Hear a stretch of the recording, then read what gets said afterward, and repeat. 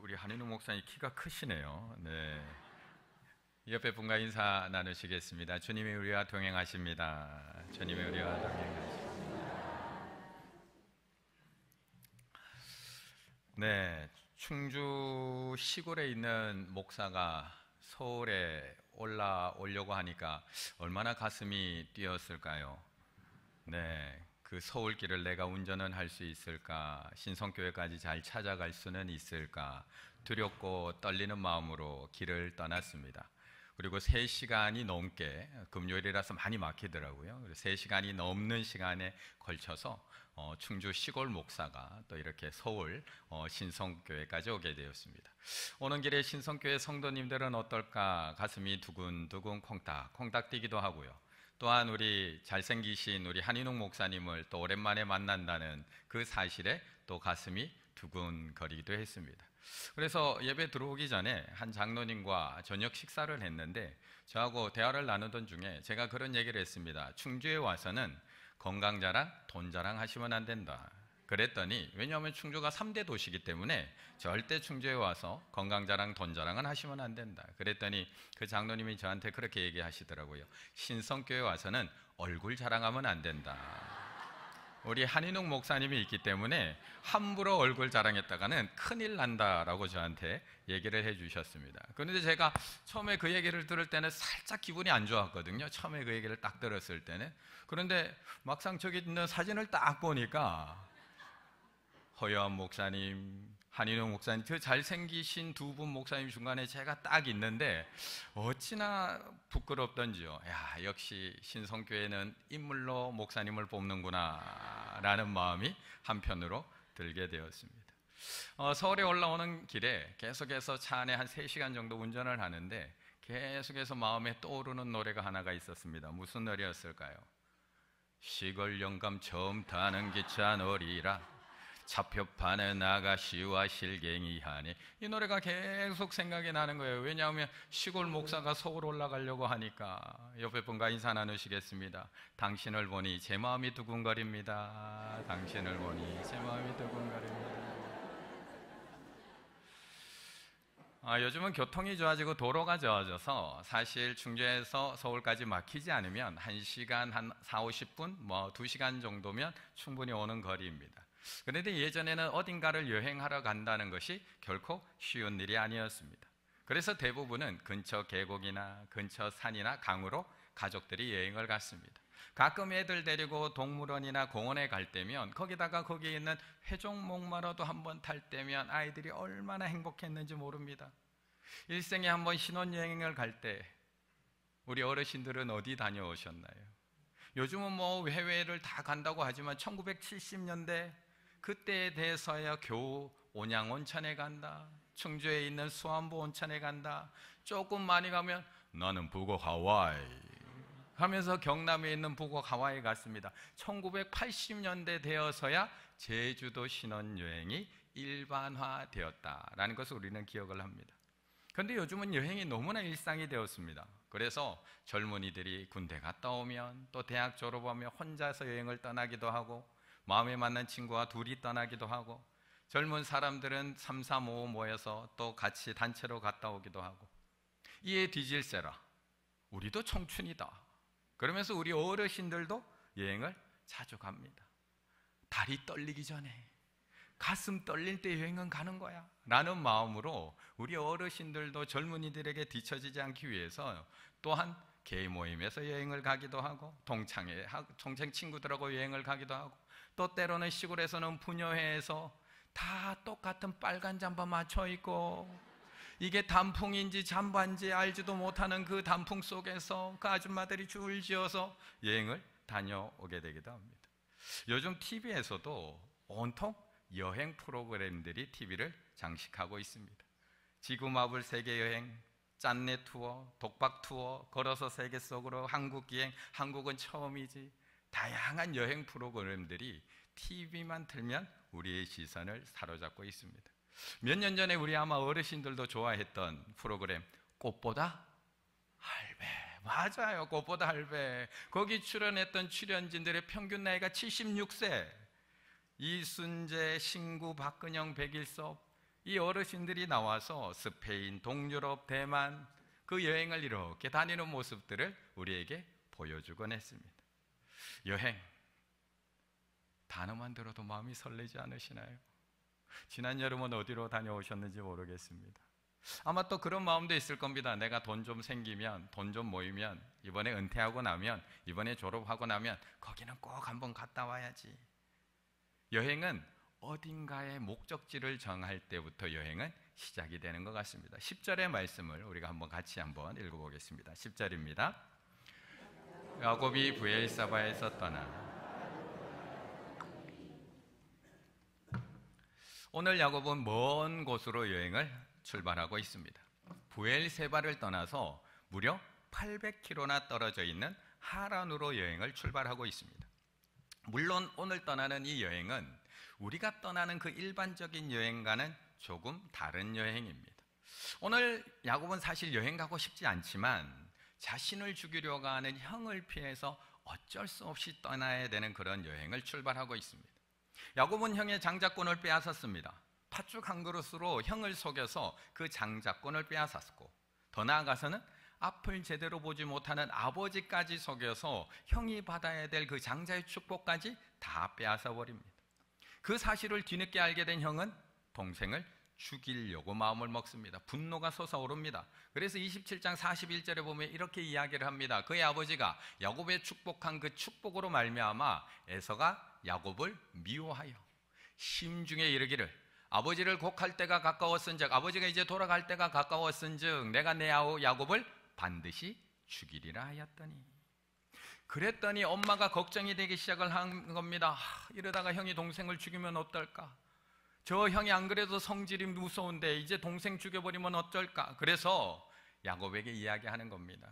형 화가 조금 가라앉을 때까지, 형이 마음이 조금 가라앉을 때까지, 그때까지만 외삼촌 집이 있는 그 하란에 가서 며칠만 머물다 와, 며칠만. 그래서 어머니가 그것을 짐을 다 싸주고 결국 이삭은 형을 피해서, 야곱은 형을 피해서 800km나 떨어져 있는 하란 외삼촌 집에 떠나가게 되는 겁니다. 아마 어떤 분들은 그렇게 생각할 수도 있습니다. 아이고, 아무리 형이 겁나서도 그렇지, 아무리 형이 겁나도 어떻게 거기를 떠나갈 수가 있어. 그렇게 생각하시는 분들은 아마 형에게 맞아본 적이 없어서 그러실 겁니다. 형에게 맞아본 적이 없어서. 아마 형이 없거나. 저는 형이 한 명이 있었습니다. 저보다 3살 많은 형. 그런데 키는 183. 초등학교 때부터 운동을 했습니다. 엘리트 운동을 하니까 얼마나 덩치가 좋았을까요? 저도 어디 가면 꿀리지 않는데 덩치가 이만한 형. 그런데 자꾸 심부름을 시키는 겁니다. 이거 사와라, 저거 사와라, 밥 차려라, 치워라, 설거지를 해라. 엄마 아빠가 없는 날이면 맨날 심부름거립니다. 저도 드디어 중2, 세상에 겁날 것 없는 나이. 그런데 형이 자꾸 심부름을 시키는 겁니다. 또 이거 사와라, 저거 아이 그만해. 그랬더니 이게 미쳤나? 형이 저를 때리기 시작을 합니다. 하지만 화가 났지만 덤빌 수가 없습니다. 아이씨, 내가 참아. 형이 뭐라고 했을까요? 참지마, 덤벼. 그날 제가 죽도록 맞았습니다. 그리고 어쩔 수 없이 어머니가 집에 오는 그 시간까지 집 밖에 나가 부모님을 기다릴 수밖에 없었습니다. 이처럼 여행을 떠나는 이유는 다양합니다. 자기가 떠나고 싶어서 떠나는 여행도 있지만 어쩔 수 없이 피해서 떠나는 여행도 있습니다. 모두 똑같은 여행의 이유로 출발하지 않습니다. 그래서 김영하라는 작가는 여행의 이유라는 책에서 여행의 이유를 이렇게 이야기하고 있습니다. 내가 여행을 정말 좋아하는 이유 중 하나는 과거에 대한 후회, 미래에 대한 불안, 현재를 위협하는 이 어두운 그림자로부터 벗어날 수 있기 때문이다. 다시 한번 얘기 드리면 과거에 대한 후회, 미래에 대한 불안, 현재의 위협으로부터 벗어날 수 있기 때문에 여행을 떠난다라고 이야기를 합니다. 딱 오늘 본문에 나오는 야곱을 두고 이야기하는 것 같습니다. 모든 과거로부터 벗어날 수 있을 것 같고, 과거의 후회로부터 벗어날 수 있을 것 같고, 미래에 대한 불안함에도 죽이려 달려오고는 형의 위협으로부터 벗어날 수 있는 것, 그것이 바로 하란을 향한 여행이었다는 겁니다. 그래서 야곱은 하란만 바라보고 달려가기 시작을 합니다. 그런데 하란까지 가는 그 길이 앞에서도 얘기 드렸지만 800km 너무나 먼 길입니다. 이동수단이 제대로 없던 이 시절에 그 척박한 광야를 두 발로 걸어서 800km를 간다는 것은 그렇게 쉬운 일이 아닙니다.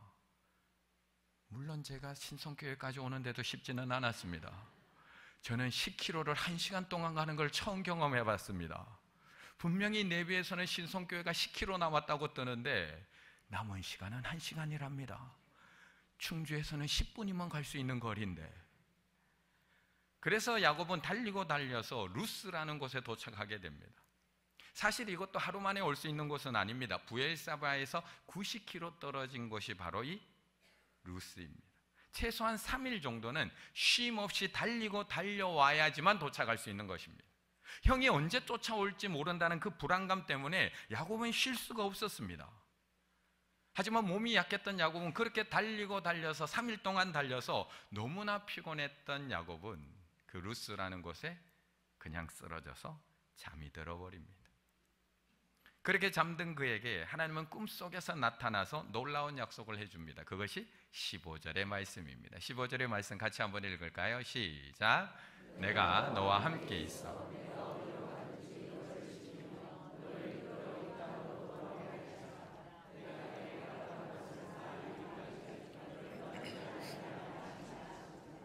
아멘. 피난처 하란을 향해 달려가는 야곱을 향한 하나님의 약속입니다. 아니, 광야 같은 세상 속에서 안식처를 찾아 달려가고 있는 우리들에게 주시는 하나님의 약속이기도 합니다. 오늘 이 자리에 오신 우리 신성교회 교우들에게 주신 하나님의 약속인 줄로 믿습니다. 12절에 한 번 더 읽을까요? 하나님의 약속으로 믿고 한 번 더 함께 읽어보도록 하겠습니다. 내가 너와 함께 있어. 내가 어디로 가든지 너를 지키며 너를 이끌어 이 땅으로 돌아오게 할지라. 내가 내게 허락한 것을 다 이루기까지 너를 떠나지 아니하리라 하신지라. 아멘. 이 약속을 믿으시나요? 이 약속대로 될 줄로 믿으시나요? 하나님이 우리와 함께 하실 줄로 믿습니다. 그런데 지금 야곱이 이 약속을 받을 만한 모습이냐는 겁니다. 하나님께서 이렇게 내가 너와 함께 할 거야, 내가 너를 반드시 돌아오게 할 거야 라고 약속해 주는데 야곱이 이 약속을 받을 만한 상태냐는 겁니다. 아니, 야곱 말고요, 우리가 이 약속을 받을 만한 모습인가요?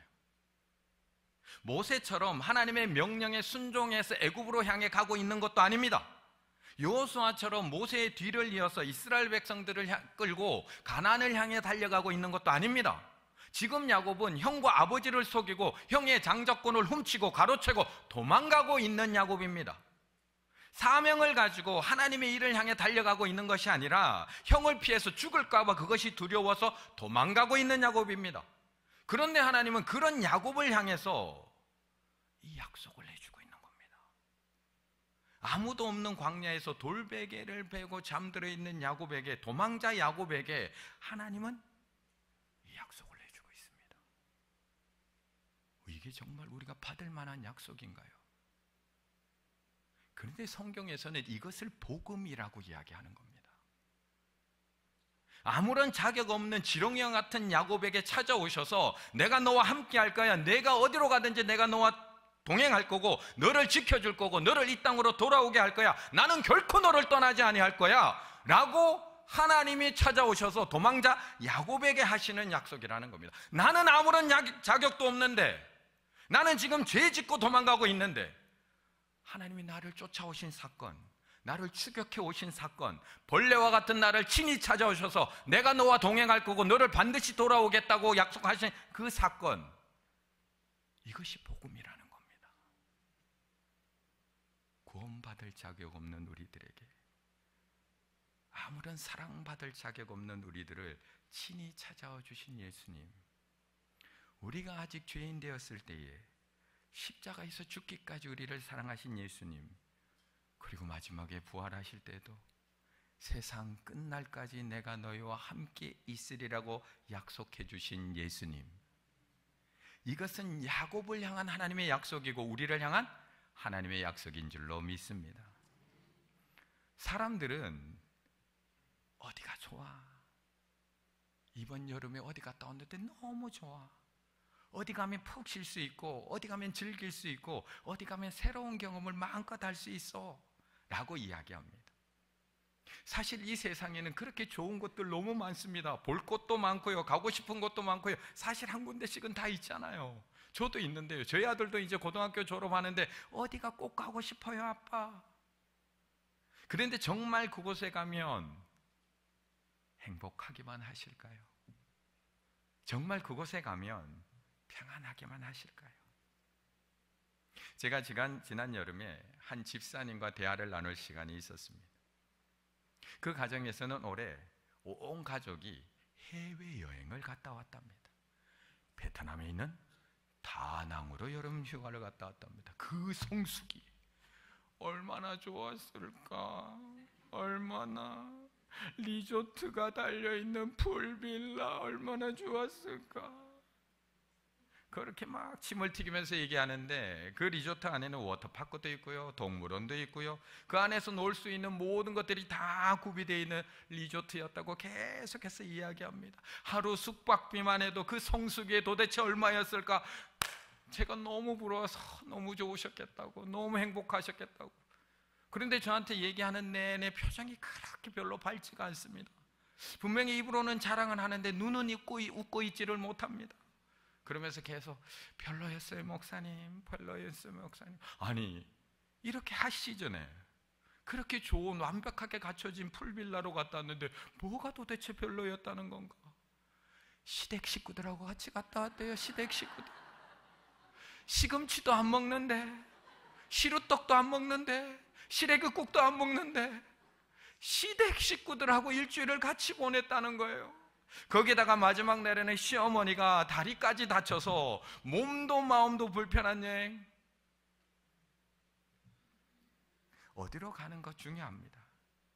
그런데 더 중요한 것은 누구와 함께 가느냐가 더 중요합니다. 야곱이 고향을 떠나 하란으로 가는 것 중요합니다. 형 에서를 피해서 안전한 곳으로 가는 것 너무나 중요합니다. 하지만 하란에 가면 모든 것이 다 해결이 되나요? 하란에 가기만 하면 안전할까요? 하란에 가기만 하면 행복하고 평안할까요? 정말로 거기 가면 행복하실까요? 우리는 잘 알고 있잖아요. 야곱이 하란에 가서 얼마나 고생했는지 우리는 이미 다 알고 있잖아요. 며칠만 머물려고 갔던 하란에서 외삼촌에게 쏘가서 무려 20년을 거기서 고생합니다. 아내를 얻기 위해서 하나님께서 나와 함께 하시다고 했지만, 그렇게 해서 하란만 보고 달려갔지만 그 하란에 가서 얼마나 많은 고생을 했나요? 그러자 하란만 바라보고 달려가고 있는 야곱이 잠을 깨어서 이렇게 고백을 하는 겁니다. 16장 16절, 야곱이 잠이 깨어 이르되 여호와께서 과연 여기 계시거늘 내가 알지 못하였도다. 그리고 19절 같이 읽을까요? 시작. 그곳 이름을 베델이라 하였더라. 이 성의 옛 이름은 루스더라. 아멘. 이처럼 누구와 함께 가느냐에 따라서 내가 머무는 장소의 이름이 바뀝니다. 내가 아무리 베트남의 다낭에 갔다 왔어도 거기에 누구와 함께 가느냐에 따라서 거기에 대한 이름이 바뀌는 것처럼, 그곳에 누구와 함께 갔느냐에 따라서 평범했던 장소가 누가 다녀갔느냐에 따라서 이름이 달라집니다. 어느 한 호텔에도 송중기가 묵고 가면 송중기가 묵었던 방, 이세돌이 묵었던 방, 무주에 가면 마이클 잭슨이 묵었던 방, 박세리가 묵었던 방, 그냥 일반 평범한 식당도 대통령만 한번 다녀가면 이름이 바뀝니다.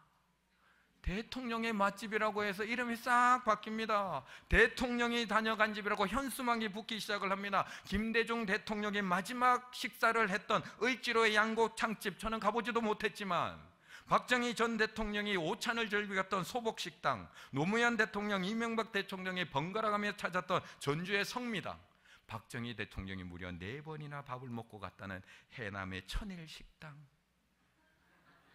어딘지도 모릅니다. 이처럼 누가 다녀갔느냐에 따라서 장소의 이름과 의미가 완전히 달라집니다. 야곱이 처음에 잠들었던 그 장소의 이름은 루스, 편도나무라는 뜻을 가진 루스였습니다. 그런데 하나님을 만난 이후 그곳의 이름은 바뀝니다. 뭘로 바뀌죠? 베델로 바뀝니다. 하나님의 집으로 바뀝니다. 하나님이지. 아무것도 아니었던 그 장소가 하나님을 만나면 하나님의 집으로 변화되고 있는 겁니다. 이처럼 여행에 있어서는 어디로 가느냐보다 중요한 것이 누구와 함께 가느냐입니다. 여행지보다는 동행자가 더 중요합니다. 왜냐하면 그 동행자에 따라서 이 여행지의 이름이 언제든지 바뀔 수 있기 때문에 그렇습니다. 그렇다면 우리 성도님, 신성의 성도님들은 지금 누구와 동행하고 계시나요? 누구와 동행하고 계시나요? 47장 9절의 말씀 같이 한번 읽어보겠습니다. 47장 9절입니다. 야곱이 바로에게 아뢰되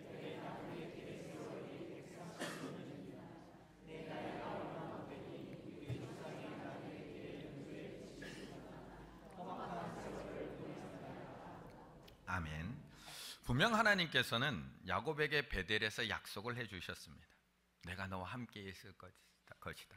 네가 어디로 가든지 내가 너를 지키며 너를 이 땅으로 이끌어 반드시 돌아오게 할 것이다. 내가 너에게 허락한 이 모든 것을 다 이루기까지 내가 너를 떠나지 않겠다라고 분명히 하나님이 약속해 주셨습니다. 하나님이 야곱에게 철떡같이 약속해 주셨다면, 하나님이 그렇게 철떡같이 우리 모두에게 약속해 주셨다면 야곱의 인생에 이 약속 이후에는 어떤 일만 일어나야 되나요? 하나님께서 이렇게까지 약속해 주셨다면, 내가 너하고 동행할 거라고 약속해 주셨다면 이 사건 이후에는 어떤 일만 일어나야지 당연한 것인가요? 하나님의 약속대로 꽃길만 걸어야 되는 건 아닌가요? 하나님이 나와 동행해 주시기로 약속했다면 모든 것이 평탄하고 여호와 이레 하나님께서 모든 것을 준비해 주시고 여호와 니시 하나님께서 항상 승리케 하여 주시며 여호와 살롬의 하나님께서 우리 가정에 평화를 주시며 화평을 주셔야 되는 것 아닌가요? 그런데 우리가 야곱의 이야기를 너무나 잘 알고 있지만 이 약속 이후에 야곱의 인생이 그렇게 순탄하지 않았다는 겁니다. 방금 읽었던 이 말씀에 야곱이 고백하고 있듯이 자신은 험악한 세월을 보냈다고 고백하고 있을 정도로 이렇게 약속해 주신 이후에도 그의 삶은 그렇게 평탄하지 않았습니다. 외삼촌 라반에게 속아서 20년, 레아를 얻기 위해서 7년, 라헬을 얻기 위해서 7년, 물질, 재산을 모으기 위해서 6년, 20년의 세월을 거기서 고생합니다. 끝인가요? 우리 성도님들 20년 고생으로 끝이던가요? 돌아오는 과정도 순탄하지 않았습니다. 외삼촌 라반이 추격하기 시작합니다. 야반 도주하듯이 집을 떠나와야 됩니다. 도망갈 수밖에 없었습니다. 형을 만날 때는 평탄했나요? 형을 다시 만날 때도 얼마나 두려웠는지 모릅니다. 마중 나오는 형이 무서워서 종들 먼저 보내고 아내와 애들 먼저 보내고 홀로 나와서 그 천사와 씨름하다가 환도뼈가 어긋나기도 하는 사건을 겪기도 합니다. 그리고 평생 쩔뚝거리며 살게 된 것이 야곱입니다. 분명히 하나님은 약속해 주셨는데, 그리고 나서 형과 화해를 했으니 그래도 그 뒤는 좀 평안해야 되는 것 아닐까요? 그런데 형과 화해하고 나서도 얼마 후에 딸 디나가 세겜 사람에게 강간당하는 사건이 벌어집니다. 두 아들이 가서 세겜 족속 사람들을 다 죽여버려서 큰 싸움이 일어날 뻔도 합니다. 큰아들 루벤이 야곱의 부인인 비라와 불륜을 저지르기도 합니다. 그 사랑했던 요셉이 어느 날 죽었다는 소식을 듣게 됩니다. 10명의 형이 그 동생을 팔아버리는 끔찍한 사건이 벌어집니다.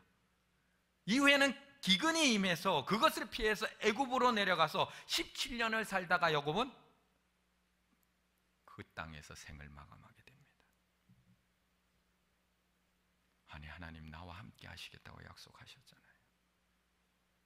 그런데 왜 나에게 이런 일이 일어나는 건가요?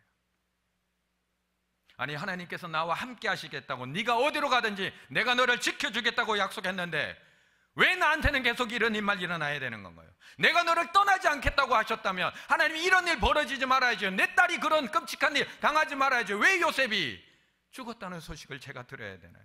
왜 이런 일들이 하나만 찾아오는 것이 아니라 줄지어 나를 찾아오는 건가요? 하나님, 이런 질문 안 나오시나요? 왜 내가 험악한 세월을 보내야 되는지. 이게 야곱의 인생이기만 한가요? 우리 성도님들은 이런 삶 안 살아오셨나요?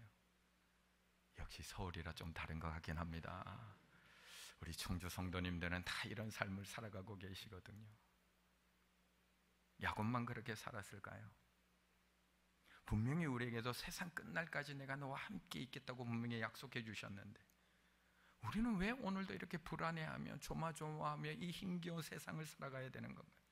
왜 매일매일 하나님께서는 넉넉히 주시면 너무나 좋을 텐데 왜 매일매일 먹으면 내일이 걱정되는 일용할 양식으로는 우리를 채워주시는 건가요? 왜 우리 가정 안에는 갈등이 끊어지지 않고 자녀의 기도의 제목은 멈추지 않고 내 건강의 문제는 해결되지 않으며 물질의 문제는 도대체 언제 다 끝이 나게 되는 건가요? 하나님, 저희 어머니의 소리입니다. 저희 어머니가 매일 이렇게 기도하셨거든요. 저희 어머니는 외할머니로부터 물려받은 그 신앙을 가지고 시집을 오셨습니다. 끝까지 신앙을 지키며 자식을 키우기 위해서 살아오신 저희 어머니, 인생이 만만했을까요? 가정생활이 만만했을까요? 안 믿는 가정으로 시집 오셔서 평생 시부모님 모시고 술고래 남편 뒷바라지하고 그런 상황 속에서도 두 아들 믿음으로 키워보겠노라고 20년이 넘도록 교회 옆집에서 이사를 가지 않으려고 끝까지 그 집을 고수했던 어머니. 저는 제가 클 때까지 왜 그 집을 떠나지 않는지 이유를 몰랐습니다. 그 집이 진짜 다 무너져가는 집이었거든요. 그런데 저희 어머니도 평생 맞벌이를 하셨기 때문에 충분히 이사 갈 수 있는 상황이 됨에도 불구하고 이사를 안 가시는 겁니다. 제가 이사를 가자고 그렇게 얘기를 들음에도 불구하고 단칸방에 살다가 나중에 방 하나 더 늘려서 방 하나 더 늘려서 그래서 두 형제에게 방 하나 내줬던 그런 집에 살았는데 제가 아무리 이사를 좀 가다 초등학교 시절, 중학교, 고등학교 단 한 명도 친구를 데리고 본 적이 없습니다. 너무나 부끄러워서. 그런데 어머니는 그 집을 떠나지 않는 겁니다. 나중에 크니까 얘기해 주시더라고요. 어쩔 수 없었노라고. 너희 두 아들 신앙으로 키우기 위해서 아버지가 언제 술 먹고 새벽에 들어올지 모르니까 아버지 소리 나면 언제든지 뛰어올 수 있는 교회 옆집에 살 수밖에 없었노라고. 새벽 기도라도 가려면 주일날 예배라도 가려면 언제 아버지가 깨서 날 찾을지 모르니까 교회 옆집에 살 수밖에 없었노라고. 저희 어머니는 이렇게 기도하지 않았을까요?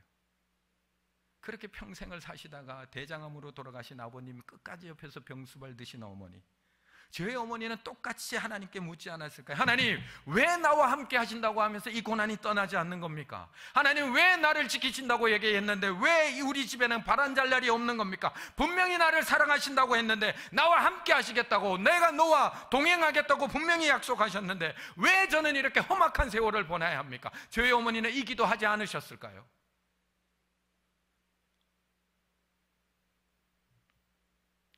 그런데 그렇게 험악한 세월 속에서도 본인의 신앙과 저희 두 아들의 믿음을 지켜오신 저희 어머니, 나중에 저에게 이렇게 말씀하십니다. 하나님께서 나와 함께 계시지 않아서 나에게 이런 일이 일어난 것이 아니라 하나님께서 나와 함께 계셨기에 지금까지 견디며 살아올 수 있었다. 하나님이 함께 안 계셔서 이런 일이 생긴 게 아니라 그 과정 속에서 하나님이 함께 계셨기에 내가 가정을 지킬 수 있었고, 하나님이 함께 계셨기에 내가 믿음을 지킬 수 있었고, 하나님이 함께 계셨기에 내가 두 아들을 지킬 수 있었고, 하나님이 함께 계셨기에 내가 우리 가정을 지킬 수 있었노라고. 야곱은 아닐까요? 하나님이 함께 계셨기에 속이는 외삼촌 밑에서도 20년을 버틸 수 있었고, 하나님이 함께 계셨기에 두려운 형을 만날 수도 있었고, 하나님이 함께 계셨기에 딸이 강간당했다는 그 소식을 앞에서도 결코 무너지지 않고 견딜 수 있었고, 하나님이 함께 계셨기에 그 큰아들의 불륜 사건 앞에서도 넘어지지 않고 끝까지 일어설 수 있었고, 하나님이 함께 계셨기에 그 사랑하는 아들 요셉이 죽었다는 소식을 듣고도 그 긴 세월, 험악한 세월을 보내는 속에서도 하나님이 함께 계셨기에 야곱은 끝까지 믿음을 지킬 수 있었는 줄로 믿습니다. 내 인생에 하나님이 함께 동행하신다는 것은 우리를 평안한 곳에만 머물게 두겠다고 하는 그런 약속이 아닙니다. 내 인생의 여행에 하나님이 함께 계신다는 것을 우리는 평탄한 길, 꽃길로만 인도하는 것을 의미하지 않습니다. 성경에는 하나님의 함께 계심으로 평안한 곳에 머물고 평탄한 길로 간 사람이 한 명도 없습니다. 그들은 모두가 험한 광야의 인생길을 갔고요, 때로는 풀무에 던져지기도 하고요, 때로는 사자고에 던져지기도 하고요, 구덩이에 던져지기도 하고요, 감옥에 던져지기도 하고요, 때로는 창문으로 도망가기도 하고요, 때로는 동굴 속에, 캄캄한 동굴 속에 수십 일을 숨어 살아야 했습니다. 하지만 하나님이 함께 계셨기에 그들은 믿음을 지킬 수 있었고, 하나님이 함께 계셨기에 그들은 믿음으로 승리할 수 있었고, 그 하나님이 함께 계셨기에 그들은 오늘도 성경을 통해서 우리에게 그 믿음을 증거하고 있는 줄로 믿습니다. 그래서 사도 바울은 로마서 8장에서 우리에게 이렇게 이야기하고 있는 겁니다. 누가 우리를 그리스도의 사랑에서 끊으리요? 환난이나 공고나 박해나 기근이나 적신이나 위험이나 칼이랴. 기록된 바 우리가 종일 주를 위하여 죽임을 당하게 되며 도살당할 양같이 여김을 받았나이다 함과 같으니라. 그러나 이 모든 일에 우리를 사랑하신 이로 말미암아 우리가 넉넉히 이기느니라. 아멘.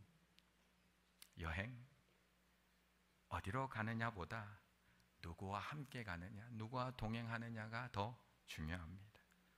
지금 비록 내가 가고 있는 이 길이 척박한 길이라고 할지라도, 광야길이라고 할지라도, 내가 잠든 이것이 돌베개를 밟고 자야 하는 그 루스라고 할지라도, 형들에게 미쳐져서 구덩이에 던져져 있을지라고 할지라도, 사자굴에 던져져 계실지라고 할지라도, 지금 앞이 보이지 않는 막막한 동굴 속, 터널 속을 지나고 있다고 할지라도, 그곳에 지금 하나님이 함께 계시다면 그곳이 바로 하나님의 집이 될 줄로 믿습니다.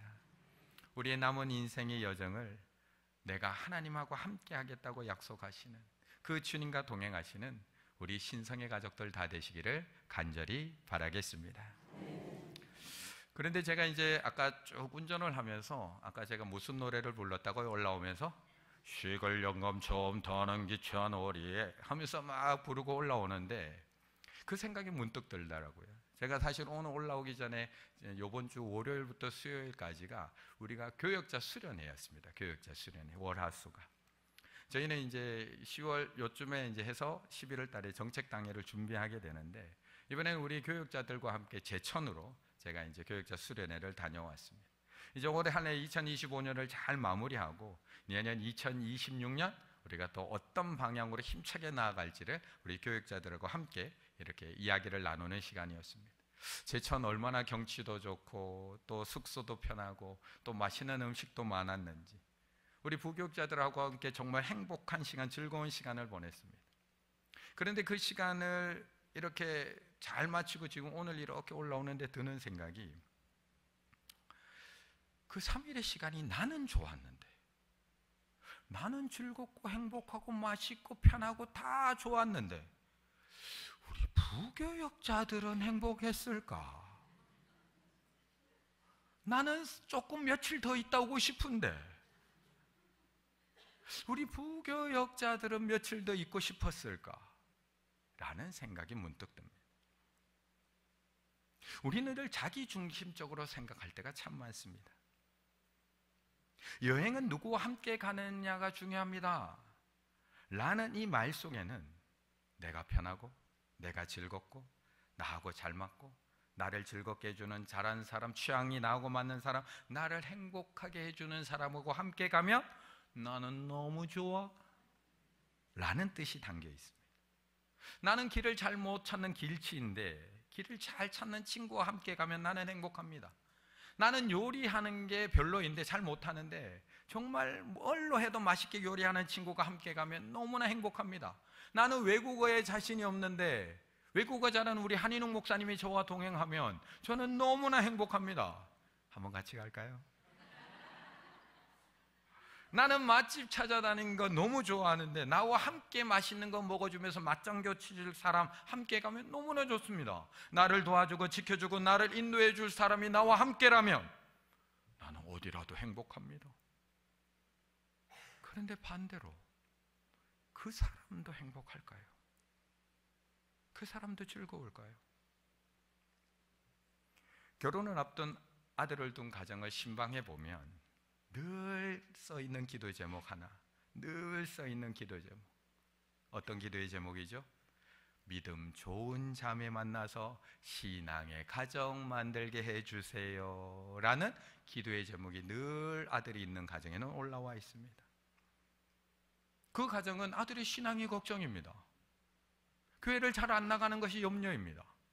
그래서 어딘가 신앙 좋은 자매를 만나서 우리 아들 신앙 좀 이렇게 꽉 붙잡아줘서 교회도 잘 이렇게 오늘 나오듯이 남편 딱 데리고 나와서 옆에 딱 앉아서 같이 예배드리고 찬양하는 그 모습 보는 게 모든 부모의 마음입니다. 아니 맞습니다. 믿음의 어머니라면 충분히 내어놓을 수 있는 기도입니다. 저도 아들이 하나 있고 딸이 있는데 저도 이 기도 하지 않을까요? 우리가 아들을 위해서 해야 할 중요한 기도입니다. 그런데 입장을 반대로 딱 바꿔서 생각을 해보면 딸 가진 부모의 입장에서 어느 부모가 이 기도를 할까요?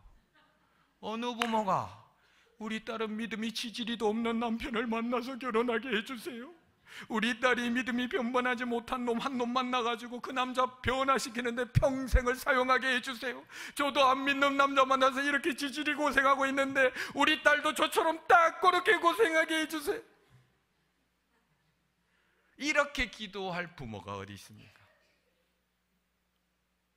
우리는 우리의 아들들이 믿음 좋은 배우자를 만나기를 기도를 해야 되지만 더불어서 우리 아들이 믿음이 좋은 신랑감이 되기도 기도해야 합니다. 우리 아들만 행복한 결혼이 아니라 상대에게도 행복한 결혼이 되도록 똑같이 기도하며 준비시켜야 됩니다. 이처럼 우리는 누구와 함께 여행 갈지를 신중하게 선택해야 되지만 더불어 나는 과연 누군가가 나와 여행하고 싶은 사람인가? 나는 과연 누군가가 여행하고 싶은 사람인가에 대해서도 깊이 생각해 보아야 됩니다. 나는 과연 여행 가고 싶은 사람입니까? 나는 과연 야곱처럼 우리가 하나님과 함께 여행을 간다면 얼마나 행복하겠습니까? 무엇이 두렵겠습니까? 그런데 과연 이 여행에서 하나님도 행복하실까요? 우리와 함께 가는 것 그것만으로 그냥 행복해 하실까요? 자녀의 입장에서는 모든 것을 다 해주시고 인도해 주시고 지키시고 보호하시고 먹여주시고 업어주실 그 부모 대신 아버지 대신 하나님께서 나와 함께 여행해 주신다면 그것보다 행복한 여행은 없습니다. 하지만 부모 입장에서 철없는 우리와의 동행 행복하기만 하실까요? 어떠세요? 아이들 데리고 여행 가보시면 어떠세요? 금방 새 옷 갈아입혀 놨더니만은 또 음식 질질 흘려갖고 엄마 이거 어떡해 다 챙겨야 되고 말도 지질이 안 듣고 떼부리고 자기 마음대로 하고 장난감 사달라고 들누워서 울기나 하고 이거 사줘 저거 사줘 사줄 때마다 안 사줄 때마다 소리 지르고 그런 아이들 여행 다니고 그 아이들 데리고 해외여행 가고 싶으세요? 어디 가고 싶으세요? 그렇게라도 한번 가고 싶으세요? 출애굽기 33장 3절에서 그래서 하나님께서 우리에게 이렇게 얘기하십니다. 함께 읽습니다. 너희를 젖과 꿀이 흐르는 땅에 이르게 하려니와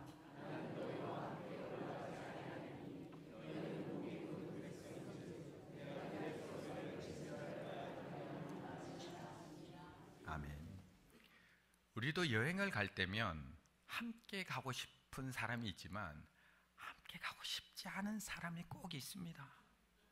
여행을 가면 즐거워야 되는데 그 사람 때문에 꼭 짜증이 나고 여행을 다 망쳐버립니다. 여행 일정이 조금만 힘들어도 짜증내는 사람, 아무것도 준비 안 하고 맨날 옆에 있는 친구들 거 빌려 쓰는 사람, 늘 불평하고 불만하는 사람, 여행에 가서도 하루 종일 핸드폰만 보고 있는 사람, 뭘 먹으려고 하면 계속 사진 찍는 사람, 뭘 먹으려고 잠깐 좀 먹자 좀. 저희 집 얘기는 아닙니다. 그래서 하나님도 이스라엘 백성들과의 여행이 조금 힘드셨던 것 같습니다. 우리가 가는 곳이라면 어디라도 내가 너와 함께 가겠다고 약속하신 하나님께서 오늘은 내가 너희와 함께 가지 않겠다고 얘기하고 계시는 겁니다. 내 백성 이스라엘에 가는 곳이라면 내가 친히 너희를 인도해서 지키며 보호하며 거기까지 내가 데리고 가겠다고 약속하신 하나님께서 오늘 본문에서는 못 가겠다고 하시는 겁니다. 우리가 방금 읽은 출애굽기 33장 바로 앞에는 32장 금송아지 사건이 나오고 있습니다.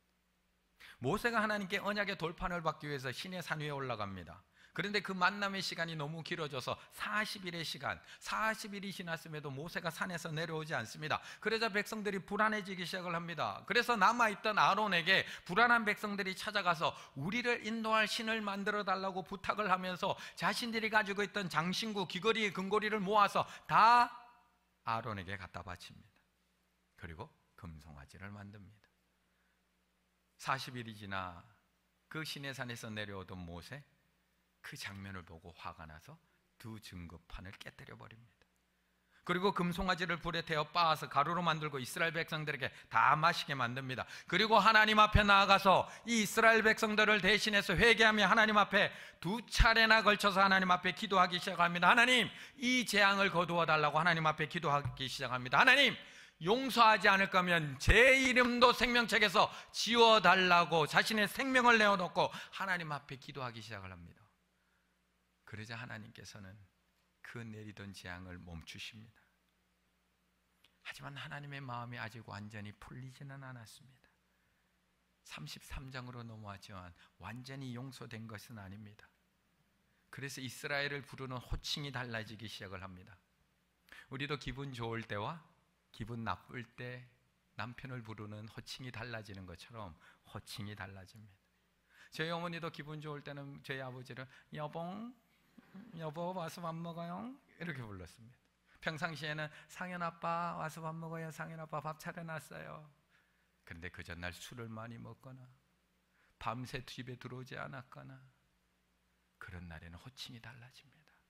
인간아, 인간아, 이 화상아, 화상아. 마찬가지로 지금까지 하나님께서 이스라엘 백성을 볼 때는 내 백성, 너희는 내 백성, 내 백성, 모세에게도 내 백성을 인도하라고 명령을 하셨습니다. 그런데 33장에서는 그 호칭이 완전히 달라집니다. 이 1절에 보면 이렇게 달라집니다. 여호와께서 모세에 이르되 너는 내가 애굽 땅에서 인도해낸 백성, 네가 인도해낸 백성, 내 백성 말고요, 모세 너의 백성을 데리고 가라고 이야기하는 겁니다. 그리고 3절에서는 더 명확하게 선을 그으십니다. 3절, 너희를 족과 꿀이 흐르는 땅에 이르게 하려니와 나는 너희와 함께 올라가지 아니하리니. 안 가겠답니다. 분명히 내가 너와 함께 할 것이라고, 끝까지 너를 지킬 거라고 약속하셨는데 이제는 더 이상 함께 가지 않겠답니다. 하지만 내가 너희하고 한 약속은 내가 지키겠다. 아브라함과 이삭과 야곱에게 맹세한 일, 너희 조상들에게 한 약속은 내가 지키겠다. 하지만 내가 직접 가지는 않겠다. 천사를 보내겠다. 천사를 보내서 너희에게 약속 땅 주고 그 민족들 쫓아내주고 승리하게 해주고 너희가 원하는 거 다 주겠다. 하지만 나는 너희와 함께 가지 않겠다. 그럼 어떻게 하시겠습니까? 우리 신성의 가족들 어떻게 하시겠습니까? 내가 원하는 건 다 준답니다. 땅도 준답니다. 땅도, 이 서울에서 땅도, 충주 땅이야 뭐, 땅도 주고요, 거기 있는 민족들 다 쫓아내주고요, 승리도 하게 해주고요. 어떻게 출발하시겠습니까? 하나님이 동행하지 않지만 합격도 시켜주고요, 취직도 해주고요, 살만한 집도 주고요, 사업도 잘 되게 해주고요. 갈만하지 않을까요? 그런데 아무리 가나안 땅을 주신다고 해도 하나님께서 함께 가지 않으면 그것은 약속의 땅이 될 수가 없습니다. 아무리 그 땅에 있는 족속들을 다 몰아낸다고 해도 하나님께서 함께 계시지 않는다면 그것은 하나님의 땅이 될 수가 없습니다. 아무리 그 땅에서 승리를 거두고 그 성읍들을 점령한다고 해도 하나님께서 그곳에 함께 계시지 않는다면 거기는 하나님의 집이 될 수가 없습니다. 루스가 하나님이 계심으로 하나님의 집 베델이 되었듯이 하나님이 안 계시면 그것은 루스가 될 수밖에 없습니다. 가나안도 하나님이 계시면 약속의 땅이 되지만 약속의 땅에도 하나님이 계시지 않으면 이방 족속을 끌고 함께 살아가는 그냥 가나안 땅일 뿐이라는 겁니다. 그러므로 하나님께서 함께 가셔야 합니다. 혼자 갈 수도 없고, 혼자 갈 거면 굳이 가나안 땅까지 갈 필요 뭐가 있나요? 그냥 애굽에 살면 되지. 애굽이 훨씬 더 풍요로운데 왜 굳이 거기까지 가나요? 그렇게 우리는 하나님이 함께 가고 싶은 사람이 되어야 합니다. 우리는 하나님께만, 하나님 저와 동행해 주세요, 하나님 저와 함께 가주세요 강구할 것이 아니라 내가 함께 가고 싶은 사람이 되어서 하나님과 함께 동행하는 것, 그것이 우리들의 모습이 되어야 한다는 겁니다. 그래서 33장 5절에서 이렇게 말씀을 합니다. 여호와께서 모세에게 이르시기를 이스라엘 자손에게 이르라. 너희는 목이 곧은 백성인즉 내가 한순간이라도 너희 가운데 이르면 너희를 진멸하리니 너희는 무엇을 떼어내라? 장신구를 떼어내라. 그리하면 내가 너희에게 어떻게 할 것인지를 정하겠노라 하셨음이라. 하나님의 방법까지 가르쳐 주십니다. 먼저 너희 몸에 있는 장신구를 떼어내라. 애굽에서 빠져나올 때 가지고 왔던 장신구들, 애굽의 우상의 문양에 새겨져 있는 장신구들, 금송아지를 섬기는 데 녹여서 사용되었던 장신구들, 하나님을 바라보지 못하게 만드는 장신구들, 우상을 섬기게 만들고 애굽을 자꾸 다시 생각나게 만드는 그 장신구들을 떼어버려라. 하나님과 동행하기 위해서는 하나님과 함께 갈 수 있는 정결한 모습으로 너희가 준비가 되어라고 말씀하고 있는 겁니다. 그리고 이어지는 7절에서는 모세를 통해서 더 적극적인 자세를 취해야 될 것을 말씀하고 있는 겁니다. 7절, 모세가 항상 장막을 취하여 진 밖에 쳐서 진과 멀리 떠나게 하고 회막이라고 이름하니 여호와를 앙모하는 자는 다 진 바깥 회막으로 나아가며. 하나님께서는 모세에게 성막 만드는 법을 가르쳐 주셨습니다. 성막은 이 이스라엘 백성들 중간, 진 중간에다가 만들어 놓고 거기서 하나님과 이스라엘 백성들이 만나는 곳이 바로 성막입니다. 그런데 하나님께서는 이 중앙에 만드는 성막을 모세가 지금 만들고 있는 것이 아니라 하나님이 이스라엘 백성들과 함께 가기를 원하시지 않으니까 그 진 바깥 멀리에다가 회막을 만들라고 하시는 겁니다. 우리와 함께 가지 않겠다고 하시는 하나님의 마음을 알기에 멀찍이 떨어져서 회막을 만듭니다. 그리고 하나님께 자신들의 모습을 보여주고 있는 겁니다. 자신들이 얼마나 하나님을 앙모하고 있는지, 자신들이 얼마나 하나님을 바라보고 집중하고 있는지, 우리가 얼마나 하나님과 동행하기를 간절히 원하고 있는지를 그 회막에 서서 바라보라고 말씀하고 있는 겁니다. 그것이 7절, 8절, 10절의 말씀입니다. 여호와를 앙모하는 자는 다 진 바깥 회막으로 나아가며, 하나님이 함께 가시지 않겠다고 하니까 진 밖으로 나아가서 하나님, 저희 하나님하고 함께 가고 싶어요, 앙모하라는 겁니다. 8절, 모세가 회막으로 나아갈 때 백성들이 다 일어나 자기 장막문에 서서 모세가 회막에 들어가기까지 그거를 계속 바라보는 겁니다. 저희도 나아가고 싶어요, 저희도 나아가고 싶어요. 마지막 10절, 모든 백성이 회막문에 구름 기둥이 서 있는 것을 보고 다 일어나 각기 장막문에 서서 거기 서서라도 하나님을 예배하는 사모함으로 나아가라는 겁니다. 우리가 금송아지를 섬기는 무서운 죄를 저질렀지만 우리가 얼마나 하나님 앙모하는지 아세요? 우리가 얼마나 하나님을 사모함으로 지금 바라보고 있는지 아세요?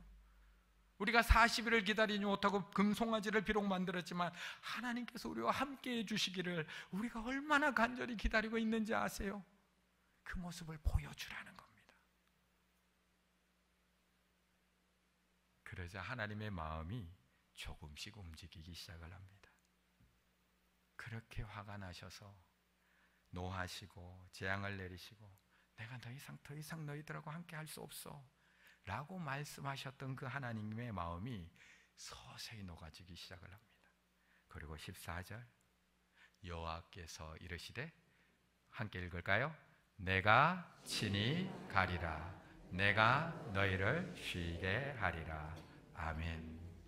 이렇게 동행이 시작이 되는 겁니다. 하나님은 여전히 내 백성과 친히 함께 가고 싶습니다.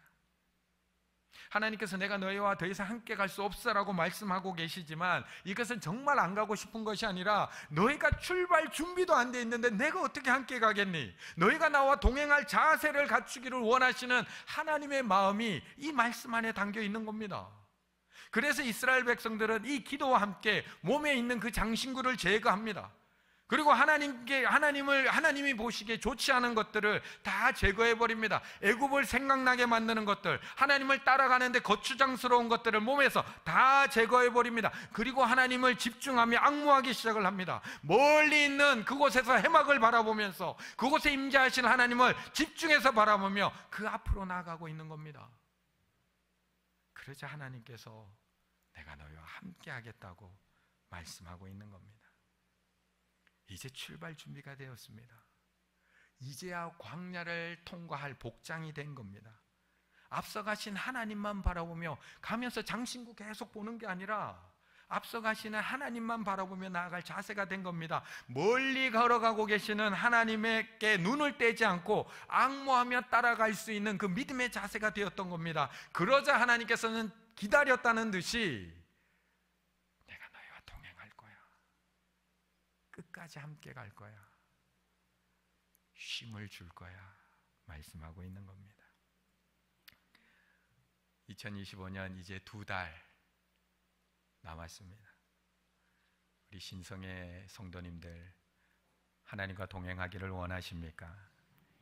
2026년 새해 하나님께서 나와 동행해 주시기만을 원하는 것이 아니라 내가 하나님과 동행할 준비가 되어야 할 줄로 믿습니다. 하나님께서 나와 동행해 주시기를 앙망하고 하나님과 동행하는데 방해되는 것들을 모두 제거해 버리는 것. 그래서 우리는 먼저 하나님을 따라가기 위해서는 먼저 내 몸에 있는 거추장스러운 장신구들을 내가 혹시 착용하고 있는 것은 아닌지 이 말씀 사경회를 통해서 자신을 돌아보셔야 됩니다. 혹시 나에게 이 우상이 될 만한 자꾸 내 시선을 빼앗는 장신구들은 있는 것은 아닌지, 혹시 누군가에게 자랑하고 싶은 하나님만이 생각나는 것이 아니라 누군가에게 자랑하고 싶은 그런 장신구들은 있는 것은 아닌지, 하나님보다 더 중요하게 여겨져야 될, 떼어내어버려야 될 것은 있는 것은 아닌지, 애굽에서 가지고 나온 장신구들, 노예 근성, 애굽을 그리워하는 마음, 불평과 불만, 세상 가치관, 이 말씀 사경회를 통해서 내 자신의 모습을 말씀 앞에서 진솔하게 돌아보셔야 됩니다. 충주에는 과수 농가가 많습니다. 아마 우리 청년들이 저희 교회 수련회 왔다 가서 아마 들어왔다 나갔다 하면서 보셨을 텐데, 저희 교회 앞에도 복숭아 가수원, 사과 가수원, 복숭아와 사과가 유명한 동네가 충주입니다. 다음에 꼭 복숭아 사과는 충주 복숭아 사과를 꼭 드셔주시면 감사하겠습니다. 그런데 제가 이렇게 오고 가는 길에 보면, 봄에 이제 꽃이 피고 꽃이 지고 나면 한 가지마다 열매가 참 많이 맺힙니다. 때로는 떨어져 있는 실과들도 참 많습니다. 그런데 그 열매가 한참 많이 맺힐 때 농부가 와서 가지를 빨리 가지치게 해주지 않으면 상품성 있는 큰 과일이 되지를 못합니다. 그래서 그때쯤 되면 농부들이 바쁩니다. 나와서 그 열매 중에 부실한 열매는 잘라내주기도 바쁘고, 그 많은 가지들 중에 부실한 가지는 다 가지치게 해줍니다. 그래야지만 나중에 튼실한 열매, 좋은 열매를 맺을 수 있기 때문에 그렇습니다. 그런데 신앙생활도 너무나 똑같습니다.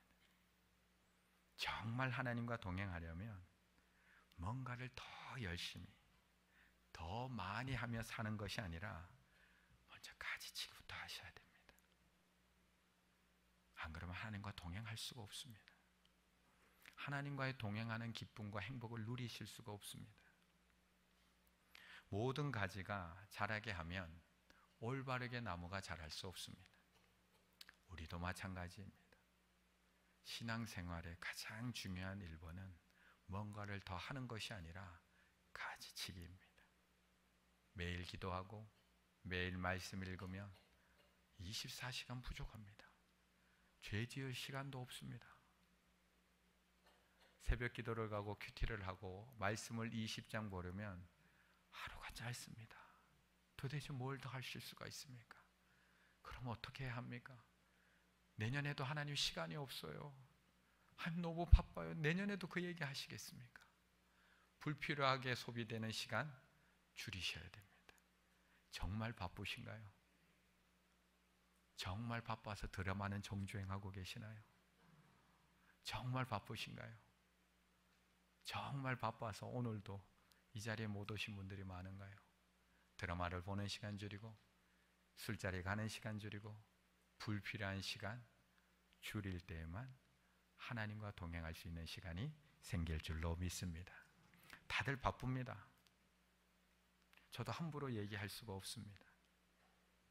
아침부터 밤 늦게까지, 또 때로는 저녁에 출근해서 아침의 시간까지 야근을 해야 하고 되고 특근을 하는 게 일상입니다. 한 달 그렇게 힘들지만 금융치료 받으면 금방 또 마음이 힘이 생깁니다. 돈 벌기도 바쁘고 돈 쓰기도 바쁩니다. 저도 충분히 이해합니다. 애들 키우는데 돈이 한두 푼 들어가나요? 학원 하나만 다녀도 돈이 얼마나 많이 들어가는데요. 열심히 벌어야 됩니다. 그런데 쉬는 날은 뭐 하시나요? 잠시 시간 날 때는 뭐 하고 계시나요? 직장에서 받았던 스트레스 풀어야 되고 취미 생활도 해야 되고 동호회 활동도 해야 되고 못 만났던 친구들 자녀 모임에도 나가야 되고 인맥도 넓혀야 되고 내년에는 외국어 학원도 다녀야 되고 자격증 준비도 해야 되고, 그런데 정말 하나님과 더 동행할 수 있다고 지금 생각하고 계시나요? 정말 가능하실까요?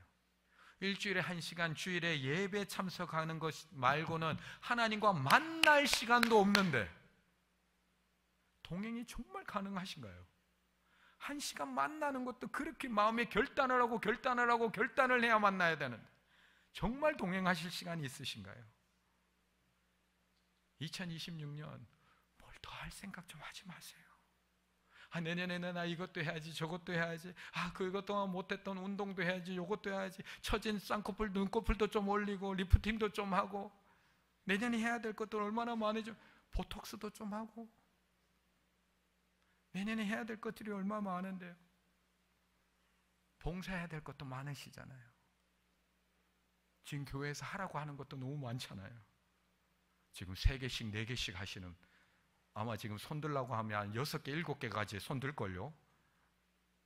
그런데 또 한편으로 보면 하나도 안 하시는 분들도 참 많습니다. 목사님 새로 오시고 이것도 해야 되고 저것도 해야 되고 하고 싶은 사역도 많고 열고 싶은 가정들도 얼마나 많은데, 하지만 하나님이 정말 함께 하고 싶은 것, 하나님이 동행하고 싶은 것은 무엇일까요? 창세기에 보면 하나님과 동행했던 한 사람이 등장을 합니다. 창세기 5장에 나오는 누구죠? 에녹이라는 사람입니다. 창세기 5장은 1절부터 32절까지 아담의 계보를 기록해 놓고 있습니다.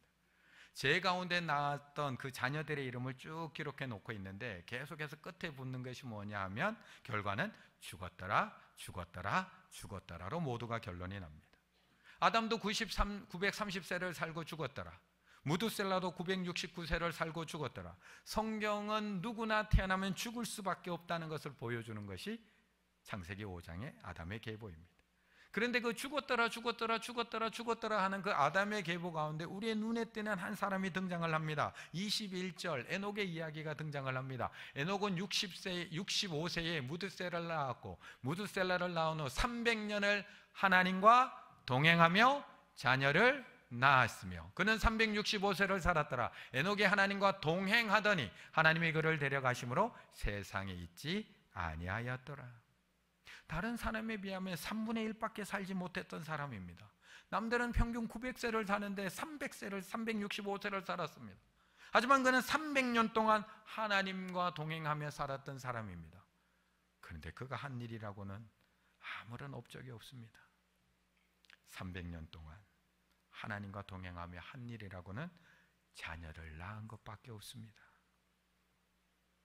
그런데 그와 동행하셨던 하나님이 그를 데려가셨다고 말씀하고 있습니다.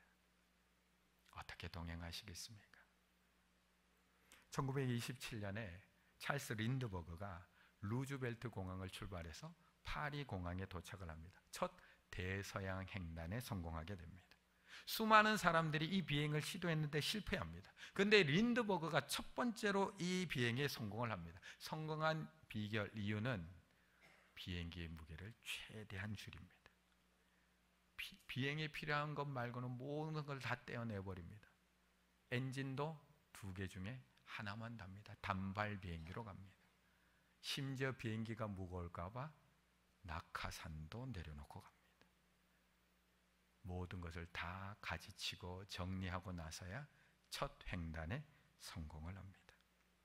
2026년 하나님과 동행하시기 위해서는 무엇인가를 더 하는 것이 아니라 가지치기부터 하셔야 됩니다.